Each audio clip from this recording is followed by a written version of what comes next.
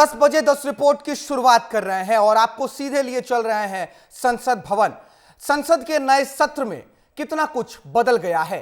संसद के नए सत्र में सियासी आंकड़ों का गणित ही नहीं बदला है, बल्कि सियासत के महावीरों के बीच की केमिस्ट्री भी कुछ हद तक बदल गई है। सत्ता पक्ष और विपक्ष दोनों ही अपने बैठकी में मानव श्रृंखला और बैठने की श्रृंखला को बदल रही है। कुछ पुराने चेहरे पीछे की बेंच पर चले गए हैं, तो वहीं कुछ नए कलेवर वाले जननेता आगे बैठ रहे हैं। लेकिन बदला क्या नहीं है? बदला है, सरकार नहीं बदली है, प्रधानमंत्री नहीं बदले हैं, और इन सब के बीच अब स्पीकर भी वही रहने वाले हैं जो इससे पहले के लोकसभा में हुआ करते थे। लेकिन कुल मिलाकर आज संसद की तस्वीर क्या कुछ रही है, सब कुछ इस रिपोर्ट में है। इस रिपोर्ट को देखिए।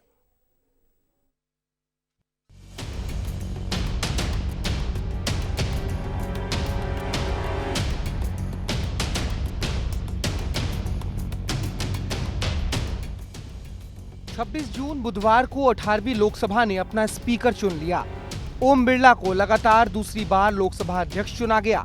हालांकि इस बार स्पीकर का चुनाव सर्वसम्मति से ना होकर ध्वनि मत से किया गया। विपक्ष ने भी डिवीजन की मांग नहीं की, क्योंकि विपक्ष द्वारा स्पीकर पद की उम्मीदवारी असल मुकाबले से ज्यादा सांकेतिक लड़ाई थी। ये दर्शाने की कोशिश थी कि नई लोकसभा में विपक्ष अपनी हिस्सेदारी को लेकर मुखर और आक्रामक है। इस दौरान प्रधानमंत्री मोदी, नेता प्रतिपक्ष राहुल गांधी और संसदीय कार्य मंत्री किरेन रिजिजू ने नए स्पीकर का अभिवादन किया और उन्हें उनकी आसन तक छोड़ने भी गए। शपथ के शब्दों से सुलगने वाले संसद का मिजाज 26 जून को काफी सामंजस्यपूर्ण नजर आया।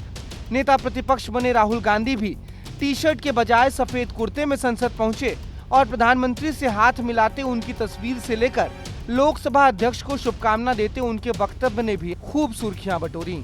राहुल ने कहा कि सवाल ये नहीं होना चाहिए कि सदन कितनी शांति से चलता है, बल्कि सवाल ये है कि हिंदुस्तान की कितनी आवाजों को सदन में जगह मिलती है। I'd like to congratulate you for your successful election. For the second time that you have been elected, I'd like to congratulate you on behalf of the entire opposition, on behalf of the India Alliance. Speaker Sir, this House represents the voice of India's people. And you, Speaker Sir, are the final arbiter of that voice. Speaker Sir, the question is not how efficiently the House is run. The question is how much of India's voice is being allowed to be heard. Sapa प्रमुख अखिलेश यादव ने भी speaker का अभिवादन करते हुए उन्हें शुभकामनाएं दी। साथ ही इशारों में स्पीकर की कुर्सी के पीछे खड़ी सुंदर दीवारों के ऊपर दिख रही दरारों का जिक्र करते हुए स्पीकर को ये नसीहत भी डाली कि सदन में अंकुश केवल विपक्ष पर ही नहीं होना चाहिए, सत्ता पक्ष पर भी नियंत्रण जरूरी है। लोकसभा के नवनिर्वाचित अध्यक्ष जी को मैं बहुत बहुत बधाई और शुभकामनाएं देना चाहता हूं। हम सबकी आपसे अपेक्षा है कि किसी भी जनप्रतिनिधि की आवाज़ दबाई न जाए और ना ही निष्कासन जैसी कार्रवाई दोबारा सदन की गरिमा को ठेस पहुंचाएं। आपका अंकुश विपक्ष पे तो रहता ही है, लेकिन आपका अंकुश सत्ता पक्ष पे भी रहे। हालांकि इस मृदुभाषी वक्तव्यों के बीच लोकसभा में आपातकाल पर प्रस्ताव भी पेश किया गया और आपातकाल के दौरान संघर्ष करने वाले लोगों के लिए मौन भी रखा गया। इस दौरान विपक्षी सांसदों ने जमकर नारेबाजी की। लोकसभा अध्यक्ष ओम बिरला ने आपातकाल की निंदा करते हुए कहा कि उस दौरान जितने भी लोगों ने सड़कों पर उतरकर संघर्ष किया, उन सभी ने देश के लोकतंत्र को मजबूती दी। उनके संकल्प को याद रखने की जरूरत है। ओम बिरला ने जैसे ही इमरजेंसी का जिक्र किया और उसकी निंदा की, विपक्ष हंगामा करने लगा। इमरजेंसी के मुद्दे पर विपक्ष के हंगामे के बीच सदन की कार्रवाई को स्थगित करना पड़ गया। फिर एनडीए के सांसदों ने सदन के बाहर भी कांग्रेस और आपातकाल के दौर के खिलाफ जमकर प्रदर्शन किया। ब्यूरो रिपोर्ट, विस्तार न्यूज। कुछ बदला हो या ना बदला हो, लेकिन आज नेता प्रतिपक्ष राहुल गांधी की टी शर्ट जरूर बदल गई। आज वो सफेद कुर्ते में संसद भवन पहुंचे थे। लेकिन एक और चीज है जो दिल्ली में बदल नहीं रही है, लेकिन ये चीज केंद्र सरकार की राजनीति से इतर दिल्ली सरकार की राजनीति से जुड़ी हुई है, क्योंकि सरकार अभी भी सलाखों के अंदर है। दिल्ली की सियासत में शराब की बोतलों में भ्रष्टाचार की मदहोशी क्या बंद हुई, उसके चलते मुख्यमंत्री अरविंद केजरीवाल तिहाड़ के पीछे पहुंच गए। ईडी ने पहले से ही केजरीवाल की नाक में दम किया हुआ था, अब सीबीआई भी उनके पीछे पड़ गई।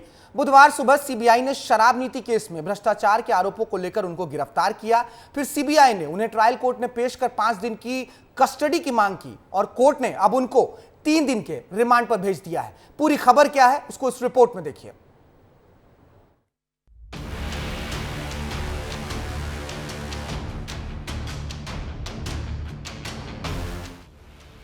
शराब घोटाला, घूसखोरी, स्वाति मालीवाल के साथ सीएम हाउस में मारपीट, आबकारी नीति में भ्रष्टाचार, ये सारे आरोप हैं देश की राजधानी दिल्ली के मुखिया अरविंद केजरीवाल पर।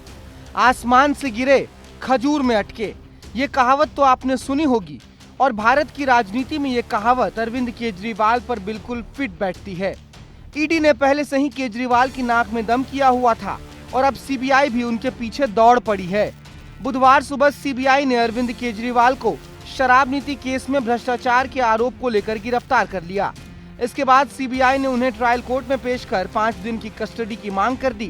कोर्ट ने करीब 4 घंटे तक दलीलें सुनी और 3 दिन के लिए रिमांड पर भेज दिया। दिल्ली के मुखिया अरविंद केजरीवाल पिछले 87 दिनों से तिहाड़ में बंद हैं। हालांकि वे 10 मई से 2 जून यानी 21 दिनों के लिए पैरोल पर बाहर भी आए थे। अरविंद केजरीवाल की गिरफ्तारी पर संजय सिंह ने केंद्र सरकार पर गंभीर आरोप लगाए हैं। संजय सिंह ने कहा, केंद्र की भाजपा सरकार ने सीबीआई के साथ मिलकर बड़ी साजिश रची है कि ऐसे समय में जब सुप्रीम कोर्ट से अरविंद केजरीवाल जी को जमानत मिलने की पूरी संभावना है, उससे पहले केंद्र की भाजपा सरकार ने सीबीआई के अधिकारियों के साथ मिलकर एक बड़ी साजिश रची है। सीबीआई ने 25 जून को रात 9 बजे तिहाड़ जाकर शराब नीति में भ्रष्टाचार को लेकर केजरीवाल से पूछताछ की थी। फिलहाल कोर्ट ने अपना फैसला सुरक्षित रखा है। अब जरा ये भी समझ लीजिए कि ईडी और सीबीआई ने अरविंद केजरीवाल पर कौन कौन से आरोप लगाए हैं। दरअसल केजरीवाल पर शराब नीति में हेरफेर के जरिए धांधली करने के आरोप हैं। साउथ मेंबर्स से 100 करोड़ रुपए की रिश्वत लेने के आरोप हैं। भ्रष्टाचार के पैसों से गोवा में विधानसभा चुनाव लड़ने का आरोप है। साथ ही साथ आम आदमी पार्टी पर आरोप है कि उसने अरविंद केजरीवाल के जरिए मनी लॉन्ड्रिंग की है। इस पूरे मामले में 26 जनवरी 2023 को मनीष सिसोदिया गिरफ्तार हो चुके हैं।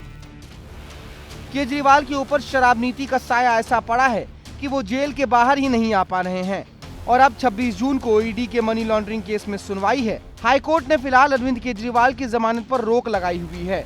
बहरहाल अब देखना होगा कि सुप्रीम कोर्ट इस पूरे मामले में क्या फैसला सुनाती है। ब्यूरो रिपोर्ट, विस्तार न्यूज।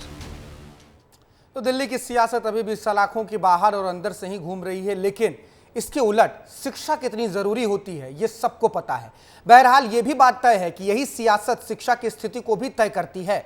पढ़ेगा इंडिया तभी तो बढ़ेगा इंडिया, ये तो सबने सुना होगा।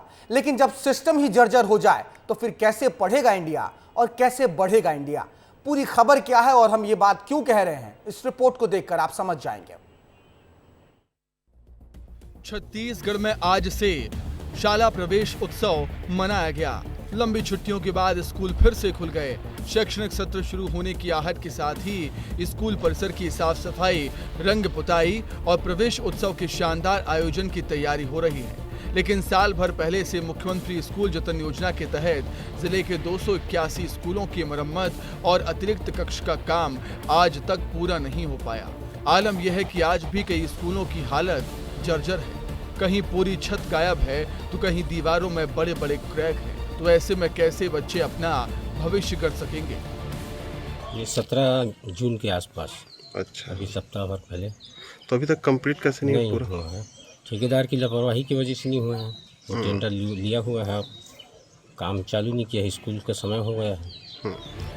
ग्रामीणों की माने तो ठेकेदार हरजीत सिंह ठाकुर के द्वारा 1 सप्ताह पहले ही काम शुरू किया गया था, जबकि आज शाला प्रवेश उत्सव मनाया जा रहा है। ऐसे में गांव के महिला सामुदायिक भवन में वैकल्पिक व्यवस्था की गई, जिसमें भी जगह जगह दीवारों पर दरारें आ गईं, जिस पर लीपा पोती की गई। हालांकि जिला प्रशासन और शिक्षा विभाग काम को अंतिम चरण में होने का दावा कर रहा है, लेकिन जमीनी स्तर पर स्थिति इसके उलट है। इधर शिक्षा विभाग की माने तो तैयारी पूरी होने की बात कही जा रही है। मैं सबसे पहले तो पत्रकार महोदय प्रशासन की गलती मानता हूं, जो इस प्रकार के काम किए हैं, और दूसरी लापरवाही ठेकेदार की है, जो इतने दिन के बाद वो शुरू किया है। 8 दिन हुआ है और आज शाला प्रवेश उत्सव है।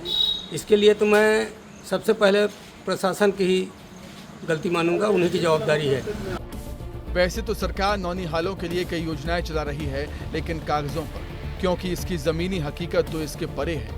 अब देखने वाली बात यह होगी कि प्रदेश में आज से शाला प्रवेश उत्सव शुरू हुए स्कूलों में बच्चे कब पढ़ने पहुंचते हैं और कब इस जर्जर सिस्टम को सुधारा जाता है।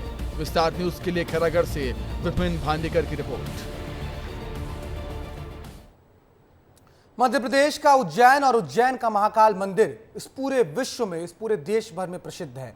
लेकिन इस महाकाल मंदिर में अव्यवस्था और अनियमितता को लेकर बीजेपी के सांसद ने, बीजेपी के विधायक ने, माफ कीजिएगा, मुख्यमंत्री को पत्र लिखा है।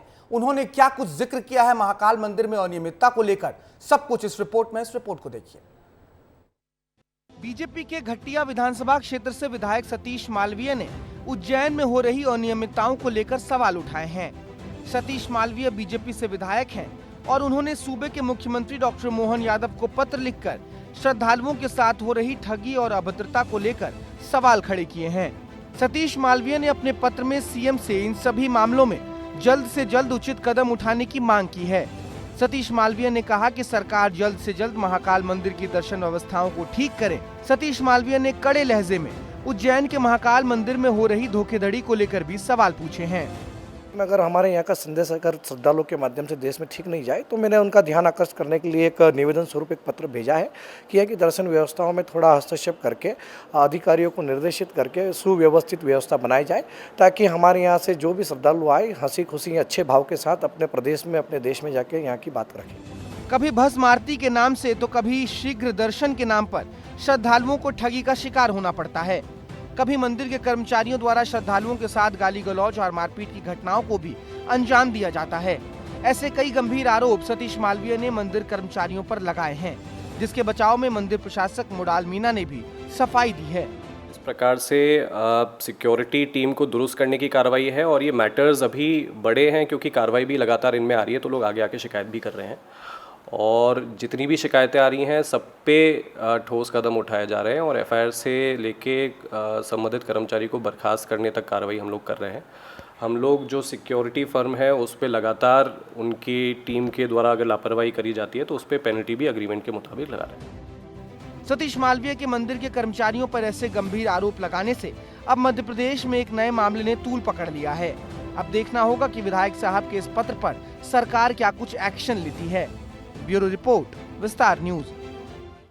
चलिए अगली खबर दमोह से है। दमोह में एक ऐसा मामला सामने आया है जहां एक पिता का अपने बेटे के लिए दर्द छलका और कहा कि शायद मेरा बेटा कोट पहनकर बाइक चला रहा होगा तो उसकी गांव जान नहीं जाती।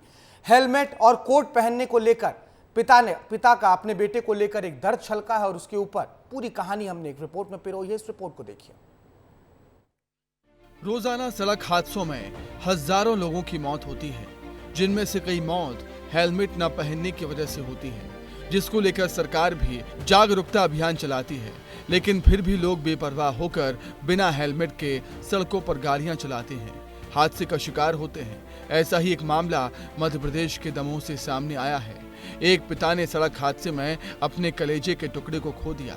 बेटे की मौत हो जाने के बाद 13वीं पूजन पर आए लोगों को पिता ने हेलमेट पहनाया और हाथ जोड़कर अपील की कि हेलमेट पहनकर ही गाड़ी चलाएं, ताकि किसी भी पिता की आंखों के सामने सड़क हादसे में यूं बेटे की मौत न हो। जबीरा ब्लॉक के चंडी चोपड़ा गांव के रहने वाले दौलत सिंह लोधी के बेटे संकेत सिंह की 15 जून को एक सड़क हादसे में मौत हो गई थी, जिसके बाद से दौलत बेहद दुखी थे। उन्हें समझ नहीं आ रहा था कि क्या किया जाए। फिर उनके मन में विचार आया कि बेटा तो चला गया, लेकिन गांव में औरों के भी जवान बेटे हैं। उनकी सुरक्षा के लिहाज से उन्हें हेलमेट पहनने के लिए जागरूक किया जाए। 25 जून को आयोजित 13वीं के कार्यक्रम में दौलत सिंह ने 1-2 नहीं बल्कि 60 से ज्यादा युवाओं को हेलमेट पहनाने का काम किया। 13वीं तो नहीं करनी थी, तो मैं सोचता रहा ऐसा क्या किया जाए कि युवाओं में, और जो मेरे बच्चे के साथ ऐसी घटना घटी है वह किसी और के बच्चे के साथ ऐसी घटना ना घटे। तो इस विषय में मैंने सचिन मोदी जी से बात की कि अपन ऐसा क्या करें कि ऐसा ना हो। तो सचिन मोदी जी ने अपने लिए बताया कि अपन हेलमेट वितरण करें। तो उन्हीं के कहे अनुसार ये प्रारूप पूरा उन्हीं ने बनाया और उसी के आधार पर अपन ने सभी गांव में, जो हमारे आजू बाजू के गांव हैं, उनमें हर समाज के एक लोग लेके सभी लोगों को हेलमेट वितरण किए। पिता की इस पहल के चारों ओर खूब सराहना हो रही है। सड़क हादसे पर बेटे की मौत के बाद पिता की इस अनोखी पहल की एक ओर जहां खूब तारीफ हो रही है, तो वहीं दूसरी ओर लोगों को जागरूक करने का काम भी किया है। ब्यूरो रिपोर्ट, विस्तार न्यूज। सड़क पर चलते हैं तो हेलमेट लगाकर चला कीजिए, क्योंकि आपके परिवार वाले आपकी राह देख रहे होते हैं। फिलहाल इस बुलेटिन में इतना ही। बाकी देश प्रदेश की तमाम बड़ी खबरों के लिए आप सिर्फ विस्तार न्यूज देखिए। नमस्कार।